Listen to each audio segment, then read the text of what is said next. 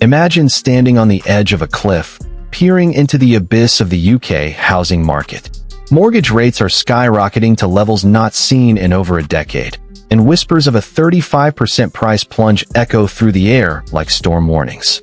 Is this the moment to dive in and buy your dream home, or should you hold back, waiting for the dust to settle? The market teeters on its most vulnerable point since the 2008 crash, with affordability crumbling under stagnant wages and soaring interest costs. Buyers are slashing prices, supply is swelling, and demand is dipping, signs of a shift that's impossible to ignore. But here's the twist. Waiting might save you thousands, yet it could also lock you out if rents keep climbing or the economy rebounds unexpectedly. In this high-stakes game, where London's overvalued mansions could crash hardest while northern bargains hold steady, your next move depends on more than forecasts. It's about your life, your finances, and your future. Dive into this analysis to uncover why now might be the worst or best time to buy, and arm yourself with the questions that could save your wallet from disaster. Story. Once upon a time in the bustling kingdom of the United Kingdom, where cobblestone streets met towering skyscrapers, the housing market stood as a mighty fortress. For years, it had been a symbol of prosperity, with prices climbing higher than the spires of Big Ben. But in the year 2023, dark clouds gathered. Mortgage rates, those invisible chains binding buyers to their lenders, soared like dragons awakened from slumber. Forecasts whispered of house prices tumbling by up to 35%, a fall reminiscent of the great crash of 2008 to 2009. In this tale of economic woe and opportunity, potential buyers faced a dilemma: plunge into the market now, or wait for the storm to pass. Our story begins with Emily, a young professional in her late 20s, dreaming of owning her first home in London. She scrolled through property listings late into the night, her heart racing at the sight of cozy flats and terraced houses. But reality is a bit hard. Mortgage rates had jumped from a comfortable 4% to over 6%, slashing her buying power by 20%, as shown in charts from property giants like Zoopla. How can I afford this? She wondered, echoing the plight of thousands. The market, once a ladder to wealth, now felt like a slippery slope. The roots of this crisis traced back to a perfect storm of factors. Inflation raged unchecked, the highest in the G7 at over 10% headline and 7% core, forcing the Bank of England to hike base rates aggressively. What started as a post-pandemic recovery turned into a cost-of-living nightmare. Real wages, stagnant for years, began to fall, eroding the foundation of affordability. House price-to-income ratios ballooned to unsustainable heights. In London, nearly 12 times average earnings, far above the historical norm of 4 to 5 times.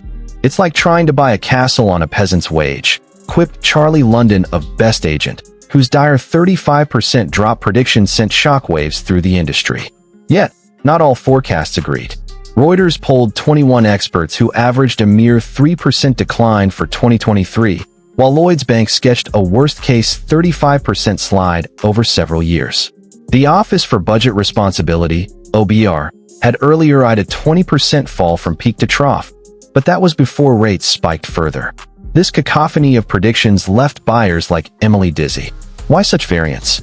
The market's lag effect played a starring role. With 80% of homeowners on fixed-rate mortgages, the pain of higher rates unfolded slowly.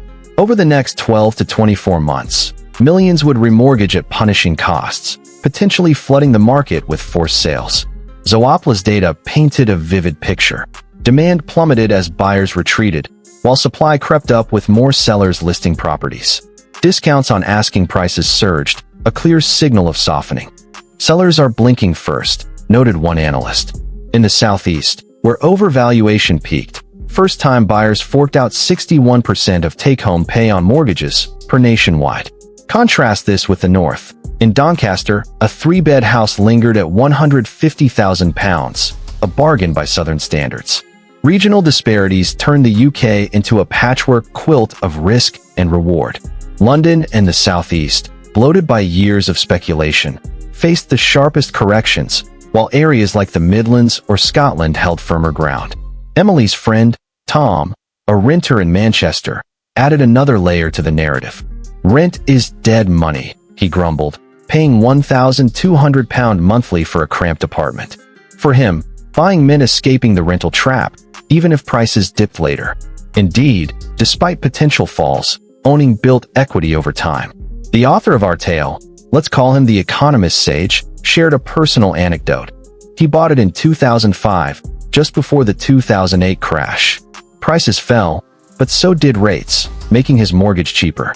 If you're in for the long haul, he advised, short-term drops don't sting as much, unless negative equity forces a sale. But 2023 was number 2008 redux, nor a repeat of 2020's false alarm. Back in 2020, amid COVID's shadow, pundits predicted doom. Instead, prices soared on zero rates, lockdown savings, and a dash for space as remote work boomed. Quantitative easing flooded banks with £400 billion, fueling the frenzy. Fast forward to now, rates at 6%, QE reversing, savings depleting in the cost of living squeeze. The stars are aligned against prices, the sage observed. Historical precedents loomed large. The early 1990s saw 20% drops amid recession and high unemployment. The 2000s crash shaved 15 to 20%. Even Japan endured a decade-long decline after its 1980s bubble. Emily pondered the sage's warnings about predictions. Anyone claiming 100% certainty is a fool, he said. Crashes rarely struck like lightning. They unfolded as gradual slides over 2 to 3 years. YouTube algorithms loved crash for clicks, but reality was a steady decline or slow readjustment. Lagging stats added fog. Rightmove's asking price index often clung to outdated valuations, ignoring negotiated discounts. Buyers stretched with longer terms, up to 40 years, or bigger deposits to cope, while government intervention, perhaps pre-election sweeteners, loomed as a wild card. Interest rates starred as the villain in this epic.